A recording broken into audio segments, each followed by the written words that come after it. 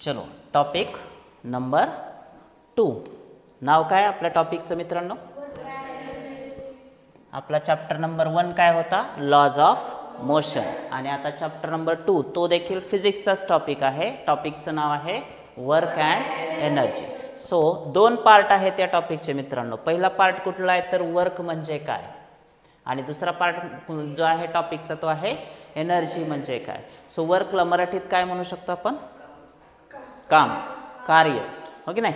जर मी अभ्यास केला 1 तास एका ठिकाणी बसून वाचन केलं तर ते काम आहे का नाही? आहे. आपल्या दृष्टीने एक विद्यार्थी म्हणून ते एक काम आहे. पण सायंटिफिकली ते कार्य होऊ शकत नाही, ते काम होऊ शकत नाही. कसं तेच आपण या टॉपिकमध्ये बघणार आहे. कारण scientifically according to physics, according to science वर्कची डेफिनेशन थोडीशी वेगळी आहे. काय डेफिनेशन वेगळी आहे तीच आपण बघणार आहे. पहा इथं तुम्हाला डेफिनेशन दिलेली आहे वर्क डनची. वाचा बरं मोठ्याने सर्वजण.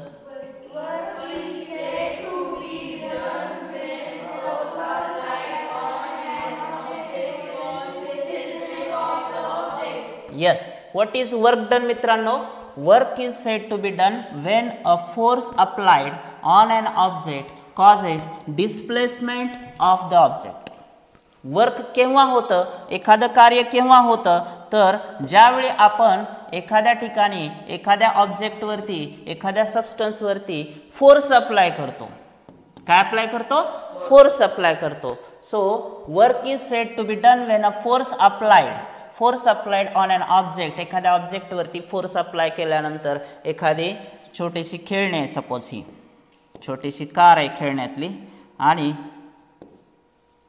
या कारला दोरी बांधलेली आणि एक मुलगी आहे. ही पहा मुलगी. आता सर कशी दाखवली मुलगी तुम्ही? असू द्या, ही मुलगी आहे, ठीक आहे, आणि ती त्या कारला ओढत आहे. तर हा आपला रोड सरफेस आहे. सो फोर्स अप्लाय करते, ती त्या गाडीला ओढते, ठीक आहे. आता हा जो अप्लाइड फोर्स आहे मित्रांनो तो काय करतो? त्या ऑब्जेक्टमध्ये काय क्रिएट करतो? डिस्प्लेसमेंट क्रिएट करतो. काय क्रिएट करतो? डिस्प्लेसमेंट. डिस्प्लेसमेंट म्हणजे काय? काही अंतर क्रॉस करून तो ऑब्जेक्ट पुढे जाणार आहे. म्हणजे थोड्या वेळानंतर तुम्हाला हीच कार कुठं दिसेल? ह्या पोझिशनला दिसेल, इथं something where like this. Yes or no? इथं आलेले दिसेल. मग हे काय झालं? डिस्प्लेसमेंट झालं. हे काय झालं? डिस्प्लेसमेंट झालं. डिस्प्लेसमेंटला आपण टॉपिक 1 मध्येच लॉज ऑफ मोशन मध्येच इक्वेशन्स ऑफ मोशन मध्ये यस ने दाखवलं. डिस्प्लेसमेंट कशाने डिनोट करतो आपण? स्मॉल एस ने डिनोट करतो. सो वर्कचा फॉर्म्युला काय झाला मग सांगा मला. According to physics what is the formula of work done? इथं दिलाय, सांगा. Force into displacement. So the formula to calculate the work done in an object. एखाद्या ऑब्जेक्टच्या मोशनच्या नंतर, डिस्प्लेसमेंट झाल्यानंतर एकूण किती वर्क डन आहे हे कॅल्क्युलेट करण्याचा एक साधा सोपा सरळ फॉर्म्युला आहे. कुठला फॉर्म्युला आहे? Force into displacement. पण आता हे कधी मित्रांनो? जर समजा एखाद्या ऑब्जेक्टवरती आपण फोर्स अप्लाय केला आणि तो ऑब्जेक्ट त्याच दिशेनं पुढे गेला, म्हणजे अप्लाइड फोर्स आणि डायरेक्शन ऑफ डिस्प्लेसमेंट हे जर सेम असेल तर हा फॉर्म्युला डायरेक्टली वापरता येतो. म्हणजे हा डायरेक्ट फॉर्म्युला आहे. याला आपण सपोज इक्वेशन 1 म्हटलं. पण आता जे एक्झाम्पल मी तुम्हाला इथं दाखवलं की एक छोटी मुलगी आहे आणि ती या कारला ओढत आहे दोरी बांधून, तर तुम्ही समजून घ्या अप्लाइड फोर्स मित्रांनो कसा आहे पहा. अप्लाइड फोर्स या डायरेक्शनमध्ये, फोर्स कसा आहे? या डायरेक्शनमध्ये. परंतु डायरेक्शन ऑफ डिस्प्लेसमेंट बघा, कार काय मुलीच्या अंगावर जात नाही अशी उडून हवेत. कार कुठून चालले? ह्या रोडवरून पुढे चालले.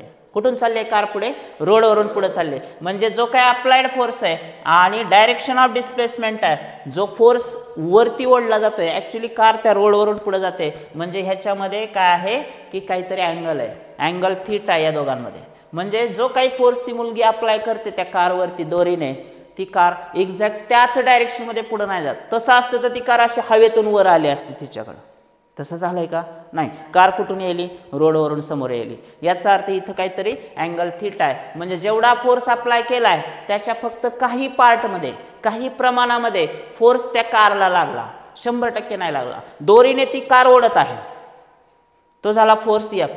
परंतु तो 100% फोर्स त्या कारवर अप्लाय नाही झाला. त्याचा काही कॉम्पोनंट, थोडासा पार्ट त्या कारवरती अप्लाय झाला. म्हणून तो जो फोर्स आहे इकडे डायरेक्शन, कार इकडे येईल ना, म्हणजेच या फोर्स पैकी थोडासा फोर्स, ज्याला आपण काय म्हणूयात? F1 म्हणूयात. थोडासा फोर्स इथं दाखवलं बघा F1, तेवढाच कंपोनंट त्या फोर्सचा त्या कारवरती काय झाला, अप्लाय झाला. मग आता हा जो अँगल थीटा या दोघांमध्ये, तो आपण जर कॅल्क्युलेट केलं हे सगळं, तर तुम्हाला असं दिसेल की सपोज आपण थीटा जर कॅल्क्युलेट करायचं म्हणलं अँगल थीटा, तर आपल्याकडे फॉर्म्युला काय असतो, थीटा कॅल्क्युलेट करायचं सपोज कॉस थीटा जर कॅल्क्युलेट करतो आपण, तर कॉस थीटाचा फॉर्म्युला मित्रांनो बेस अपॉन हायपोटेन्युस, हो की नाही, बेस अपॉन हायपोटेन्युस. आता बेस काय आहे या इक्वेशन मध्ये बघा, बेस काय आहे, व्हॉट इज द बेस, हा बेस आहे या ट्रायंगलचा, राईट अँगल ट्रायंगलचा. बेसची व्हॅल्यू किती आहे F1. So cos theta is equal to काय लिहू शकतो आपण, F1 अपॉन हायपोटेन्युस हा कोण आहे F, म्हणजेच F. कॉस थीटा व्हॅल्यू काय झाली बघ F1 अपॉन F. सर्वांना समजलं इथपर्यंत, कोणाला काही प्रॉब्लेम नाही.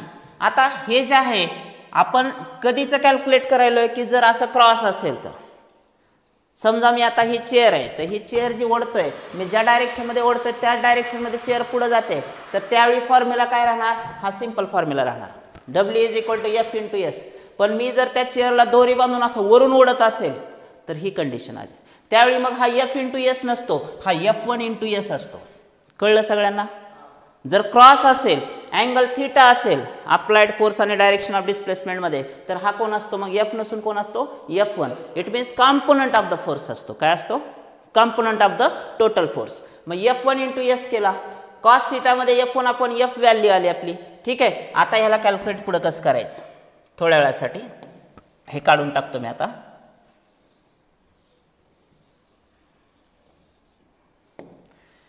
मग मला F1 ची व्हॅल्यू कॅल्क्युलेट करायची. F1 ची व्हॅल्यू काय येईल तुम्ही सांगा. F1 is equal to, rearrange करा ह्या इक्वेशनला. F1 इज इक्वल टू, हा F इकडे कुठे आहे डिनॉमिनेटर, पलीकडे जाताना न्यूमरेटर, म्हणजे काय येईल F इंटू कॉस थीटा असं येईल का नाही. याला आपण इक्वेशन 2 म्हणूयात. आता तुम्ही बघा इक्वेशन 1 काय आहे मित्रांनो, परत एकदा सांगा F1 इंटू S. इक्वेशन 2 काय आहे F1 is equal to F into cos theta. मग मला सांगा या F1 मध्ये ही व्हॅल्यू आपण ठेवली तर, बरोबर. सो सबस्टिट्यूट, काय करायचं आहे, substitute value of equation 2 in 1. 2 ची व्हॅल्यू कुठे ठेवायची, 1 मध्ये ठेवायची. तर इक्वेशन काय येईल बघू आपण. 2 ची व्हॅल्यू कुठे ठेवायची मित्रांनो, 1 मध्ये ठेवायची. 1 मिनिट, याला थोडंसं मूव करतो मी. 2 ची व्हॅल्यू इक्वेशन 1 मध्ये ठेवली आपण. पहा F1 ची व्हॅल्यू इथं ठेवा, म्हणजे ही राईट हँड साइड ठेवायची. मग आता हे इक्वेशन काय असेल, W इज इक्वल टू, तुम्ही सांगा. Therefore W is equal to, मी लिहितो इथं W is equal to F1 च्या ऐवजी काय लिहायचं आहे F into cos theta into S. हो की नाही, येणार का नाही इक्वेशन हे. सो आता वर्क डनची व्हॅल्यू काय आली F into cos theta into S. किंवा असं पण लिहू शकता W is equal to F into, हे इकडं अगोदर पण लिहू शकता S इंटू कॉस थीटा. हे असेल इक्वेशन मित्रांनो नंबर 3. किती नंबर इक्वेशन झालं 3. आणि हे आपलं फायनल इक्वेशन कोणासाठी, त्या मुलीसाठी. कोणती मुलगी, जी मुलगी खेळण्यातली ती कार ओढत होती. म्हणजे ज्यावेळी डायरेक्शन ऑफ अप्लाइड फोर्स आणि डायरेक्शन ऑफ डिस्प्लेसमेंट प्रोड्यूस हे वेगवेगळे असतात, सेम नसतात, त्यावेळी आपल्याला वर्क डनचा फॉर्म्युला हा वापरायचा. कोणता, F into S into cos theta. आणि W is equal to F into S केव्हा वापरायचा, जर अप्लाइड फोर्स आणि डायरेक्शन ऑफ डिस्प्लेसमेंट सेम असेल तर काय करायचं, W इज इक्वल टू हा फॉर्म्युला वापरायचा सिंपल वाला. कोणता, W is equal to F into S. पण जर दोघांमध्ये अँगल असेल तर कोणता वापरायचा, W is equal to F into S into cos theta.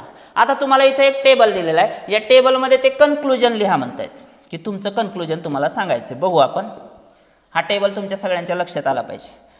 वरती तुमच्याकडे फॉर्म्युला आहे मित्रांनो, त्याच्या व्हॅल्यूज पण दिलेल्या आहेत. आता चेक करू आपण. पहा फर्स्ट कंडिशन काय, थीटा किती ठेवा म्हणता, इथं ठेवायचा. या ठिकाणी तुम्ही काय करायचं, ह्या व्हॅल्यूज ठेवायच्या. कॉस थीटाची व्हॅल्यू किती ठेवा म्हणताय 0 डिग्री, 0 नाही 0 डिग्री.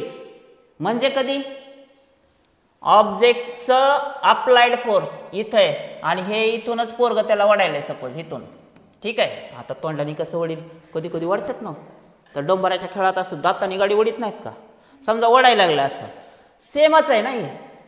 अप्लाइड फोर्स या डायरेक्शनमध्ये आणि डिस्प्लेसमेंट सुद्धा या डायरेक्शनमध्ये. त्यावेळी काय झालं मग, 0 डिग्री झाला ना. हे आणि हे सेमच आहे की, इकडंच वडायला आणि इकडंच कार पुढे यायली, तर अँगल किती झाला, फोर्स आणि एफ आणि F1 काय सेम आहेत ना. आता मग सेम जर असले तर 0 डिग्री झालं ना. ते अँगल आहे का दोन्हीमध्ये, नाही. अँगल नाही म्हणल्यानंतर कॉस थिटाची व्हॅल्यू काय आली, 1. तुम्ही अजून परत प्रश्न पडेल तुम्हाला, सर कॉस थिटाची व्हॅल्यू 1 कशी आली. बघा मी काय म्हणतोय, F = F1 असेल, अप्लाइड फोर्स पण तेवढाच आणि डायरेक्शन ऑफ डिस्प्लेसमेंट पण त्याच डायरेक्शनमध्ये, म्हणजे 100% फोर्स लावला चालला. मग F = काय आलं, F1. मग F = F1 आलं तर तुम्ही बघा कॉस थिटाची व्हॅल्यू काय येईल, F1/F. दोन्हीच्या व्हॅल्यू सारख्या ठेवल्या तर हे उत्तर काय येते, त्याच संख्येने त्याच संख्येला भागितलं, उत्तर 1 येते. म्हणून मग कॉस थिटाची व्हॅल्यू काय आली, कॉस थिटाची व्हॅल्यू काय आली, 1.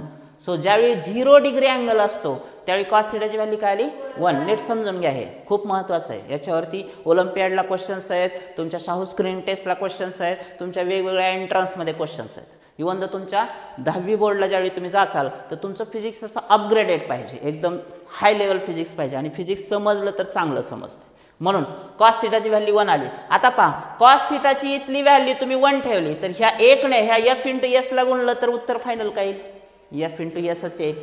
आणि ते काय असेल, पॉझिटिव्ह का निगेटिव्ह, पॉझिटिव्ह. म्हणून मग कन्क्लुजन मध्ये काय लिहायचं, work done is what, positive. काय लिहायचं, वर्क इज पॉझिटिव्ह लिहायचं. क्लिअर, सर्वांच्या लक्षात आलं. First conclusion clear. आता बघा सेकंड केस, 90 डिग्री अँगल असेल तर. आता सर हे कधी असते, पहा हीच केस आहे. समजा जर हे तर असं उचललं गेलं ह्या ऑब्जेक्टला वरती, ते जे डस्टर आहे, कार आहे, काय बॉक्स आहे, लाकूड आहे, ते मी जर समजा पुढं, मला वाटतं की त्याने इकडं जायला पाहिजे, पण मी त्याला असं वर उचलत असेल तर ती पुढं जाईल का, नाही. जायचंय कोणीकडं, इकडं, आणि उचलायलोय कुठं, वर. तर अँगल किती झाला त्या दोघात, 90 डिग्री. म्हणजे दोघं एकमेकाला कसे आहेत, परपेंडिक्युलर. कसे आहेत, परपेंडिक्युलर. F आणि F1 हे एकमेकांना कसे आहेत, परपेंडिक्युलर आहेत. मग परपेंडिक्युलर जर असेल, कॉस थिटाची व्हॅल्यू 90 डिग्री परपेंडिक्युलर असेल तर कॉस थिटा किती येईल, 0. लक्षात आलं का, कॉस थिटा किती येईल, 0. आणि कॉस थिटाची व्हॅल्यू जर 0 ठेवली तर तुम्ही ह्या इक्वेशन मध्ये ठेवा, W = F × S × cos theta. cos theta = 0. 0 ने जर F × S ला गुणलं तर 0च. मग वर्क डन काय आलं, 0. सो सेकंड केस मध्ये लक्षात ठेवा, ज्यावेळी F आणि F1 applied force and direction, component force ह्यांच्यामध्ये जर अँगल आला 90 डिग्री तर त्यावेळी वर्क डन किती येतं, 0. मग ती कार जर मी अशी पुढं ओढायच्या ऐवजी अशी उचलली तर पुढं थोडीच जाणार, वर्क डन काय झालं, 0. येते लक्षात. सो वर्क डन काय झालं, 0. So work is 0. Second conclusion सर्वांच्या लक्षात आलं, work is 0, work done is 0. Third case पहा, अँगल 180 डिग्री. हा ब्लॉक आहे, परत एकदा त्या ब्लॉककडे येतो मी, किंवा ही कार आहे जी काय आहे ते, याला तुम्हाला इकडं आणायचं, ह्या साईडला राईट साईडला आणायचं, इकडं आणायचं. बघा इकडं आणायचं, पण अप्लाइड फोर्स जर समजा ऑपोजिट असेल तर आणायचं इकडं आणि ढकललं तिकडं, अप्लाइड फोर्स इकडं चालला तर काय होईल,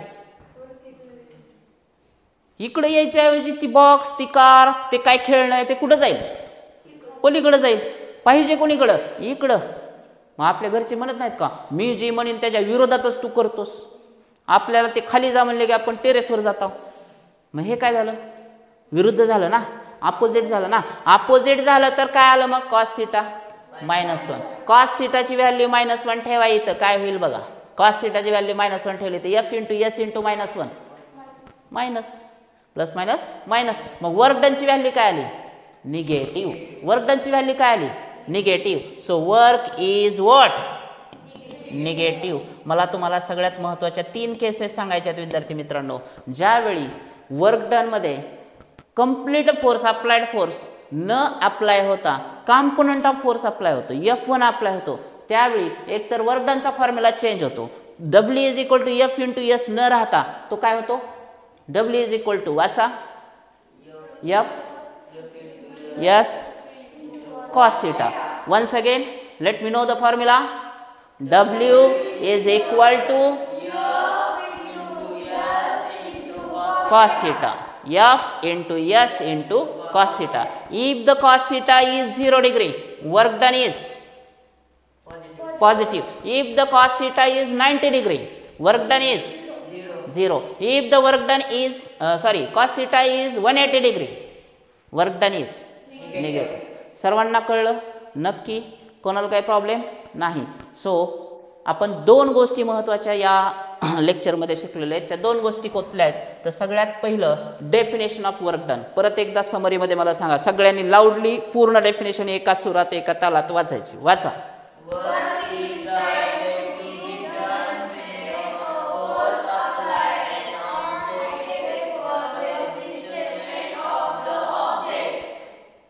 कधी असतं वर्क डन? ज्यावेळी अप्लाइड फोर्स ज्यावेळी ऑब्जेक्टवर केला जातो तर त्या ऑब्जेक्टमध्ये काय दिसून येतं? डिस्प्लेसमेंट. त्याला काय म्हणायचं? Work done. Formula of work done W is equal to F into S. कधी? जर अप्लाइड फोर्स 100% ऑब्जेक्टवरती अप्लाय होत असेल तर त्यावेळी डायरेक्शन ऑफ डिस्प्लेसमेंट त्याच दिशेने असते, त्यावेळी F इंटू एस. पण जर अप्लाइड फोर्स F आणि त्याला अप्लाय केलेला ऑब्जेक्टवरती जो फोर्स आहे त्याच्यात फक्त कॉम्पोनंट अप्लाय होत असेल, पार्ट अप्लाय होत असेल तर मात्र काय? F1. मग असं जर असेल अँगल क्रिएट होत असेल त्यावेळी मात्र फॉर्म्युला चेंज होतो. त्यावेळेसचा फॉर्म्युला सांगा. W is equal to cos theta. Okay. आणि त्याच्या तीन कंडिशन्स पण सांगितल्या.